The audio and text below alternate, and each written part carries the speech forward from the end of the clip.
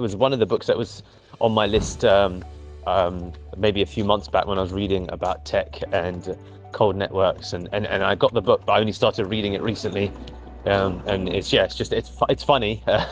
It is. This guy's a very good writer, but it's also just very interesting insights into VCs, and it's like, go big, even if you're losing money year on year. And it's really interesting to get someone who's got a completely, I don't know if narcissistic, pessimistic, or realistic, depending upon how you look at it, but he's just like, it's crazy that, in, for example, the X years, and he points out multiple companies, Amazon, and a company that he's given me a fresh perspective on it, but Amazon, HubSpot, Salesforce, Box, there's more, Twitter, and with LinkedIn, he's like 70% of the years they've been in operation, so that would be 7 in 10 years, they've technically lost money every year. And he was like, it's just crazy how these businesses are glorified in today's world.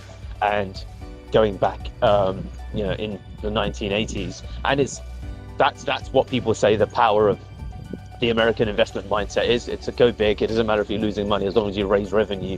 And the way that they build ultimately the protection in for the investors and the actual founders is crazy. So they're almost guaranteed ultimately a return once they either raise more money, so the valuation becomes bigger, and then you sell your shares, of course, because you buy something at 2,000 and sell it at 5,000 and you've got 10%, then of course you make money. Or when you go public, and depending upon a strike price, meaning that you have X amount of stocks, and if it sells at if it sells at $22 per stock, then you are able to cash in a certain amount, and how loads and loads of employees come in based upon restricted stock units, but most of the time the game is geared so they'll never get anything because they don't have the same levels of protection that the founders and the investors get that are built in.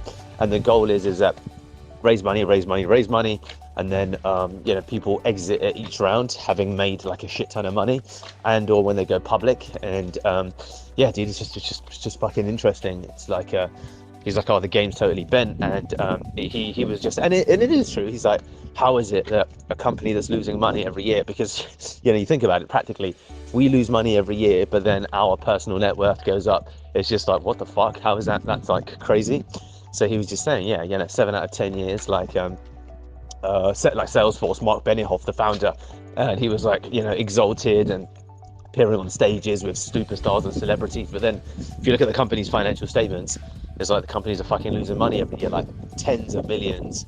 And they've got like massive liabilities in terms of credit card and debt, but the only way they get out of it is that, okay, let's create this massive PR story. And again, it's the power of branding. He talks about how like VC firms, Andreessen Horowitz and A16Z, one of the best things he's done is like invested in basically PR, like the Grant Cardone thing, build an incredible brand, but you get his name attached with your company and your valuation just go up, whilst he's done a lot of bent deals and stuff like that.